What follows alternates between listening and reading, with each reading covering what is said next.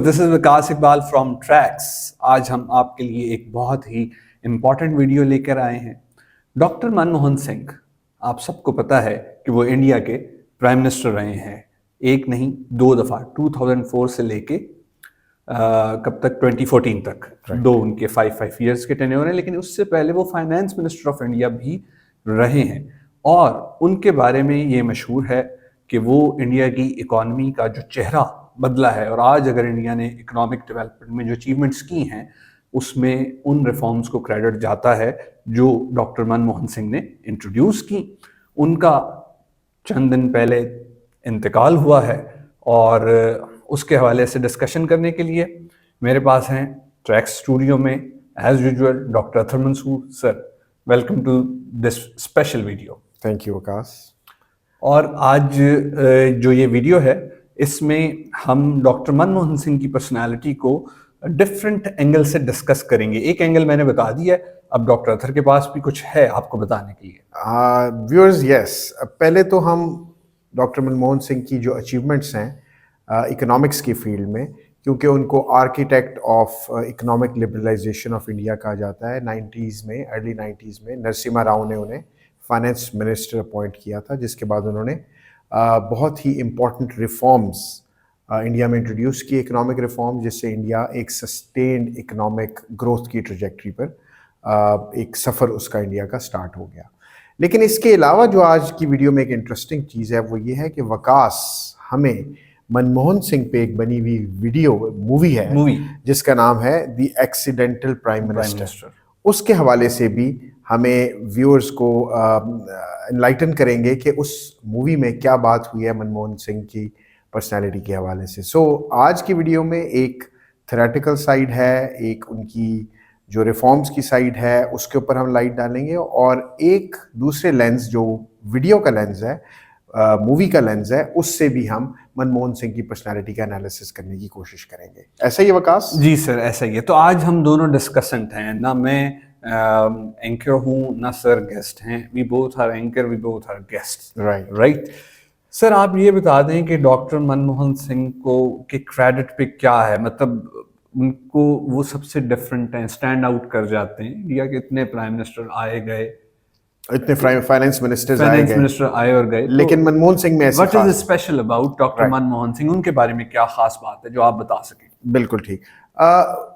देखिए व्यूअर्स, मनमोहन सिंह की जो ये डेथ हुई है 92 ईयर्स की एज पे, इसको इंडिया बड़ा हैवीली मोन कर रहा है, और उसकी वजह यही है कि मनमोहन सिंह ने एक बड़ी रोबस्ट और स्ट्रॉन्ग लेगेसी छोड़ी है इन टर्म्स ऑफ जो इकोनॉमिक्स का उनकी कंट्रीब्यूशन है, जो इकोनॉमी ऑफ इंडिया पे उनका इम्पैक्ट है, जो उन्होंने रिफॉर्म्स और जो मेजर्स लिए वो इतने लॉन्ग रन इंडिया की इकोनॉमी के लिए पॉजिटिव साबित हुए हैं कि आज इंडिया उनके लिए बहुत ज़्यादा आंसू बहा रहा है। सो अगर मनमोहन सिंह को इंडिया की इकोनॉमिक रिफॉर्म्स का आर्किटेक्ट कहा जाए तो ये एक गलत नहीं होगी, एग्जैजरेशन नहीं। उन्होंने ऐसा किया क्या? यस, सो मैं इसको थोड़ा सा एक्सप्लेन करने की कोशिश करता हूँ, क्योंकि मनमोहन सिंह की कंट्रीब्यूशन एक फाइनेंस मिनिस्टर के तौर पे भी रही इंडिया में अर्ली 1990s में। जैसे कि मैंने पहले बताया, नरसिम्हा राव ने उन्हें फाइनेंस मिनिस्टर बनाया, और उसके बाद जो दो उनकी टर्म्स हैं प्राइम मिनिस्टर के तौर पे, वो भी उनकी बड़ी इंपॉर्टेंट रही हैं। मनमोहन सिंह की जो पर्सनैलिटी है वो एक हम्बल पर्सनैलिटी के तौर पे जाने जाते थे for his utmost humility and academic brilliance. Doctor थे, पीएचडी थे, और बिफोर कमिंग इनटू पॉलिटिक्स उन्होंने बड़ी इंपॉर्टेंट जगहों पे इंडिया में सर्व किया। For example reserve bank of India, planning commission, और इसके अलावा इंटरनेशनल मॉनेटरी फंड में भी, IMF में भी सर्व कर चुके हैं।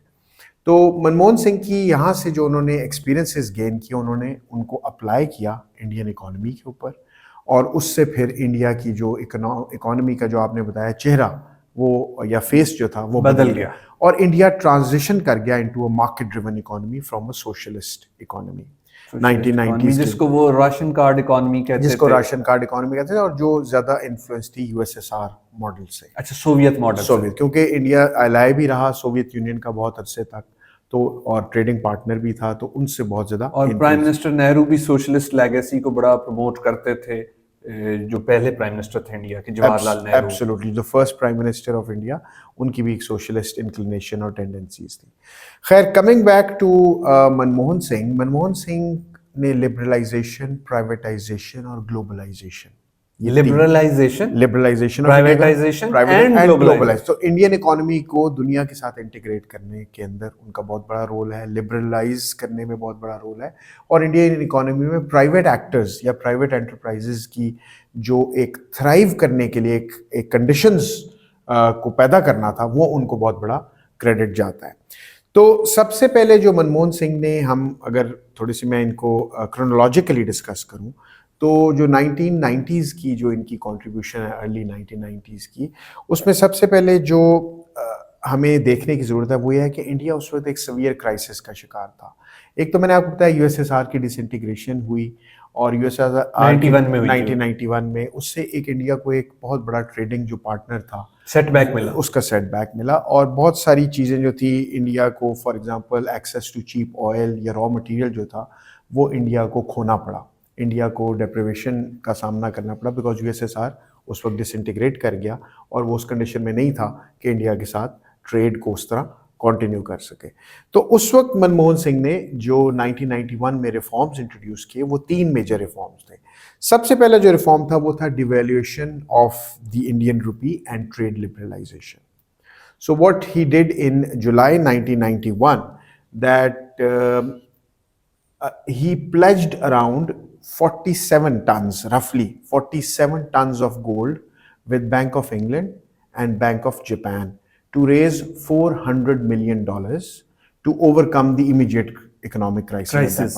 कि उस वक्त क्राइसिस क्या था? क्राइसिस उस वक्त था बैलेंस ऑफ पेमेंट का, उस वक्त क्राइसिस था डिविंडलिंग या जो massive reduction in foreign exchange reserves था, और हाई इन्फ्लेशन का। यानी ये जो गिरती हुई उनकी जो है ना तरसीलात थी, रेमिटेंसेस जो थी ना, रेमिटेंसेस की वजह भी थी, और ओवरऑल इंडिया क्योंकि एक्सपोर्ट ओरिएंटेड इकोनॉमी नहीं थी, तो उससे अर्न भी नहीं कर रहा। ठीक, अर्न इंडिया जो था इंपोर्ट ड्रिवन थी तब। यस, और इंडिया इंटीग्रेटेड नहीं था ना ग्लोबल इकोनॉमी के साथ, राइट।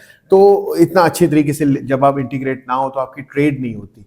तो उस वक्त इन्होंने जब प्लेज किया around 46 to 47 tons of gold with Bank of England, Bank of Japan, so उससे इनको एक वो मिला, एक $400 मिलियन का एक्सेस मिला, जिससे इमीडिएट जो अर्जेंट क्राइसिस थे वो ओवरकम हुए।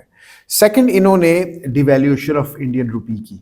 आपको पता है डिवैल्यूएशन करने से आपकी जो प्रोडक्ट्स होती हैं या कमोडिटीज होती हैं वो इंटरनेशनल मार्केट में चीपर हो जाती हैं, क्योंकि अगेंस्ट किसी आपने फॉरेन करेंसी के अगेंस्ट डिवैल्यू की ना, और यूजुअली डॉलर के अगेंस्ट, क्योंकि डॉलर इंटरनेशनल रिजर्व करेंसी है, डॉलर इंटरनेशनल ट्रेडिंग करेंसी है। तो जब आपने उसकी डिवैल्यूएशन की तो इंडियन गुड्स जो हैं वो चीपर हो गई इंटरनेशनली, और इससे इंडिया की एक्सपोर्ट्स को बूस्ट मिला, इंडिया की एक्सपोर्ट्स को बूस्ट मिला। दूसरा, इन्होंने एक और चीज़ भी उस वक्त की, तीसरी चीज़ वो ये थी कि इंपोर्ट टैरिफ्स की रिडक्शन की, और सोशलिस्ट जो रिस्ट्रिक्शंस थी उसको इन्होंने डिसमेंटल किया। जैसे लाइसेंस, वो मैं आगे बताता हूँ। लाइसेंस राज था जिसको उन्होंने डिसमेंटल किया। तो उससे फिर ये हुआ कि फॉरेन ट्रेड जो था वो खुली इंडिया की, और इंडिया की जो इंटीग्रेशन थी वो इकोनॉमी के साथ हुई, ग्लोबल इकोनॉमी के साथ हुई। सेकंड जो चीज़ इन्होंने की वो की, इन्होंने इंडस्ट्रियल पॉलिसी रिफॉर्म्स थे, और उसके अंदर इन्होंने लाइसेंस राज को रिमूव। ये लाइसेंस राज था क्या? लाइसेंस राज मैं बताता हूँ क्या है। 24 जुलाई 1991 को इन्होंने जो लाइसेंस राज था उसकी एबॉलिश किया, उसको खत्म किया। लाइसेंस राज क्या था कि प्रीवियसली, उससे पहले 24 जुलाई 1991 से पहले जो इंडियन इंडस्ट्रीज थी उनको ऑपरेशंस के लिए, एक्सपेंशन के लिए और प्रोडक्शन के लिए गवर्नमेंट अप्रूवल चाहिए होते, एनओसी टाइप चाहिए होता था लाइसेंस। गवर्नमेंट की जब तक अप्रूवल नहीं मिलेंगे तो वो ना एक्सपैंड कर सकते थे, ना प्रोड्यूस कर सकते थे, ना ऑपरेट कर सकते थे। यानी स्ट्रिक्ट ब्यूरोक्रेटिक कंट्रोल था स्टेट का, जो सोशलिस्ट टेंडेंसी थी। इन्होंने उसको डीरेगुलेट किया, और लाइसेंस राज को एबॉलिश करके इन्होंने जो पब्लिक सेक्टर के लिए इंडस्ट्रीज थी उनका नंबर 17 से रिड्यूस करके 8 कर दिया। यानी कि तकरीबन 9 के करीब इंडस्ट्रीज थी जो प्राइवेट सेक्टर भी जिनमें फ्लरिश कर सकता था, इन्वेस्टमेंट्स कर सकता था। उससे क्या फ़ायदा हुआ कि प्राइवेट एंटरप्राइजेज आना शुरू हुई, इन्वेस्टमेंट्स, फॉरेन इन्वेस्टमेंट्स आना शुरू हुई, और इंडस्ट्रियल ग्रोथ और जॉब क्रिएशन शुरू हुई। ये इनकी सेकंड बड़ी कंट्रीब्यूशन थी एज फाइनेंस मिनिस्टर। और थर्ड जो इनकी बड़ी कंट्रीब्यूशन थी वो थी बैंकिंग और फाइनेंशियल सेक्टर के रिफॉर्म्स। इन्होंने ऐसे रिफॉर्म्स इंट्रोड्यूस किए बैंकिंग सेक्टर के लिए, फाइनेंशियल इंडस्ट्री के लिए, कि जो क्रेडिट देने का तरीका था, जो बैंक्स की लेंडिंग थी वो फ्रीयर हो गई, ईजियर हो गई, कन्वीनियंट हो गई। इसके अलावा जो बैंक ब्रांचेस थी उनके लाइसेंसेस जो इशू करते थे, जो लाइसेंस रिक्वायरमेंट्स थी उनको ईज़ किया, उनको उनके जो ऊपर रिस्ट्रिक्शंस थी उनको कम किया, और इंटरेस्ट रेट्स जो थे वो डीरेगुलेट किए। और फाइनली इन्होंने एक कंपेटिटिव और एफिशिएंट बैंकिंग सिस्टम की फाउंडेशन रखी मनमोहन सिंह ने। ये थी इनकी contribution as the finance minister of India in early 1990s। तो एज ए प्राइम मिनिस्टर जब इन्होंने 2 टर्म्स की 5 इयर्स की, राइट, तो उस वक्त ये क्या चेंज लेकर आए? जी अच्छा, देखें ये जो इनकी पॉलिसी थी इससे फॉरेन इन्वेस्टमेंट मैंने बताया अट्रैक्ट हुई, एक्सपोर्ट्स बूस्ट हुई, जॉब्स क्रिएट हुई, और मिलियंस ऑफ इंडियंस जो थे वो पावर्टी से या जो गुर्बत की लकीर थी उससे बाहर आना शुरू हुए। मिलियंस ऑफ इंडियंस जो एज अ प्राइम मिनिस्टर भी इनकी जो स्टेप्स थे वो भी बड़े, आई थिंक बड़े कमेंडेबल हैं, और उन्होंने भी इंडिया को बहुत और फिर मूवी भी बनी थी हॉलीवुड मूवी की तरह स्लम डॉग मिलियनियर, वो अलग से थी, वो अलग थी, वो पॉवर्टी एलिवेशन से रिलेट करती, वो पॉवर्टी जो हमने डिस्कस करनी है, that is on prime minister Manmohan Singh, that is the accidental prime minister. Yes, खैर इन्होंने जो एज अ प्राइम मिनिस्टर जो इनकी कंट्रीब्यूशन है उसमें Mahatma Gandhi National Rural Employment Guarantee Act है, Mahatma Gandhi National Rural Employment Guarantee Act, जो इन्होंने 2005 में जो इनका फर्स्ट टर्म था उसमें इंट्रोड्यूस किया, और उसके जरिए इन्होंने गारंटी किया 100 days of wage employment annually to rural households, जिससे पावर्टी और अंडर एम्प्लॉयमेंट रूरल एरियाज में एड्रेस हुई। सेकंड, इन्होंने राइट ऑफ इंफॉर्मेशन एक्ट था, अच्छा, और राइट टू एजुकेशन एक्ट वो इंट्रोड्यूस कराए। राइट टू इंफॉर्मेशन एक्ट जो था उससे लोगों को गवर्नमेंट की जो इंफॉर्मेशन थी उस तक एक्सेस मिला सिटीजन्स को, और राइट टू एजुकेशन एक्ट से 6 to 14 ईयर्स के जो बच्चे थे इंडिया में उनके लिए एजुकेशन को कंपलसरी करार दिया गया। तो Manmohan Singh basically I would say कि एक डिस्टिंग्विश्ड इकोनॉमिस्ट थे। उनका experience with RBI, with IMF and planning commission उनको काम आया। उनकी थ्योरेटिकल एकेडमिक नॉलेज को उसने सप्लीमेंट और कॉम्प्लीमेंट किया कि वो इंडिया को एक ग्रोथ ट्रेजेक्ट्री पे चढ़ा सकें। और India is, as you know, is one of the fastest growing large economies of the world. It is positioned as per Goldman सैक्स prediction to become the second largest economy by 2075. So India is genuinely mourning the death of a legendary economist, their legendary finance minister and a great prime minister. तो विकास, मेरा ख्याल है अब मैंने काफ़ी उनकी finance minister और प्राइम मिनिस्टर के तौर पे कॉन्ट्रीब्यूशंस बता दी। आप ज़रा हमें एक्सीडेंटल प्राइम मिनिस्टर के बारे में भी थोड़ा सा बताइए कि what happened in that movie. अच्छा सर, उस मूवी पे आने से पहले मैं व्यूअर्स को एक बात क्लियर कर दूं, हमारा जो एक सीरीज़ है learn IR international relations through movies, ये हमने करनी तो उस कैटेगरी में थी, लेकिन आज क्योंकि प्राइम मिनिस्टर मनमोहन की डेथ हुई है तो हम इसको इसमें क्लब करके कर रहे हैं। जो लास्ट हमारी वीडियो है जो हमने किया था वो थी मद्रास कैफे पे, और उसमें मद्रास कैफे को मैं एक्सप्लेन करना रह गया था तो मैं फौरन क्विकली कर देता हूँ। मद्रास कैफे एक रेस्टोरेंट होता है जो सिंगापुर में होता है। वहां पर क्या होता है कि जो तमिल रेबल्स लीडर्स होते हैं जिनको फॉरेन फंडिंग जारी होती है for certain political and regional gains by the western people और मास्टर्स, जिनको इकोनॉमिक हिटमैन भी कहा जाता है, उनकी मीटिंग्स वहां हुआ करती थी मद्रास कैफे में। तो इसलिए मूवी का नाम मद्रास कैफे, मतलब पता चले लोग ढूंढना शुरू कर दें मद्रास में जाके कोई कैफे, तो मद्रास कैफे। तो मूवी जरूर देखें मद्रास कैफे। लेकिन अब आते हैं द एक्सीडेंटल प्राइम मिनिस्टर। सबसे पहले मैं ये बताता चलूं कि पहले बुक आई है द एक्सीडेंटल प्राइम मिनिस्टर 2014 में। ये बुक लिखी है संजया भारू ने। संजय भारू पॉलिटिकल कमेंटेटर हैं, लेकिन ये प्राइम मिनिस्टर मनमोहन सिंह के मीडिया एडवाइजर थे 2004 से 2008 तक। तो इन्होंने जो 2014 में अपनी बुक पब्लिश की वो इनकी मेमोयर है, यादगार है कि इनके 4 साल prime minister office PMO India में एज मीडिया एडवाइजर कैसे गुजरे डॉक्टर मनमोहन सिंह के साथ। और उसका इन अ नटशेल बुक का थीम ये है कि एक्सीडेंटल क्यों कहा उन्होंने प्राइम मिनिस्टर को, यानी he was not in the race, in the run to become prime minister. जो गांधी फैमिली है, जिसका एक स्ट्रॉन्ग इन्फ्लुएंस है कांग्रेस पार्टी के ऊपर, मतलब डायनेस्टिक पॉलिटिक्स सिर्फ पाकिस्तान में नहीं है, बांग्लादेश में नहीं है, पूरे साउथ एशिया में है। तो ये उसका एक जो है ना इजहार है इंडियन नेशनल कांग्रेस बजाते खुद। तो ड्यू टू सम प्रॉब्लम्स या पॉलिटिकल कंसिडरेशंस, इंदिरा गांधी जो थी, मिस सोनिया गांधी, राइट, उन्होंने अवॉइड किया कि वो खुद या उनके बेटे प्राइम मिनिस्टर बने, क्योंकि उससे पहले वो अपना हस्बैंड खो चुकी थी, ठीक है, और उससे पहले उनकी जो सास थी इंदिरा गांधी, उनकी भी तो डेथ हो चुकी थी। तो ये एक ब्लडी लेगेसी भी थी। उन्होंने, शरीफ आदमी है, एकेडमिक है, पीछे कोई स्ट्रॉन्ग बैकग्राउंड नहीं है, तो इसलिए इनको चुन लिया। और प्लस उनके जहन में कहीं ना कहीं था कि इकोनॉमिक्स का हमें बंदा चाहिए जो आगे लेके जाए, क्योंकि इनकी performance as a finance minister तो देखी जा चुकी होती थी।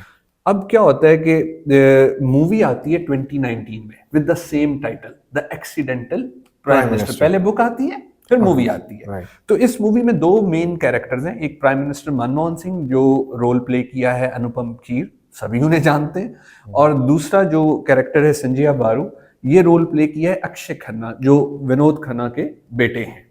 और इस मूवी में दिखाया यह जाता है कि जो इंडियन ब्यूरोक्रेसी है प्राइम मिनिस्टर ऑफ इंडिया के ऑफिस में, पीएमओ में जो बैठती है, यानी उर्फ आम में इंडियन एस्टैब्लिशमेंट, उसकी परफॉर्मेंस, इन्फ्लुएंस और रोल क्या है इंडियन पार्लियामेंट्री पॉलिटिक्स के अंदर।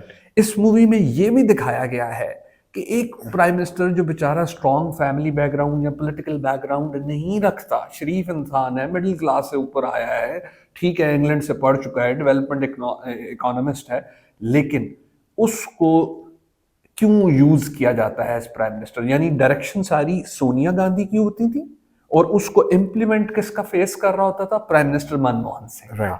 तो इस मूवी और इसका जो बुक का थ्रस्ट है वो इसी पे है कि प्राइम मिनिस्टर मनमोहन सिंह जो जो कुछ करना चाहते थे ना, वो पूरी तरह कर नहीं पाते थे इस पार्टी पॉलिटिक्स की वजह से। तो मूवी बेसिकली दिखाती ये है कि ये प्राइम मिनिस्टर बेचारा कितना हेल्पलेस है जो हादसाती तौर पे आ जाता है, और इस चीज ने इंडिया के अंदर कंट्रोवर्सी भी जनरेट की। बट अगर मार्केटिंग पॉइंट ऑफ व्यू से देखें तो इंडिया में फिल्म प्रोड्यूसर्स ऐसे कंटेंट को लेते हैं बनाने के लिए, डायरेक्ट करते हैं जिससे कंट्रोवर्सी जनरेट, उससे मार्केटिंग अच्छी हो जाती है राइट।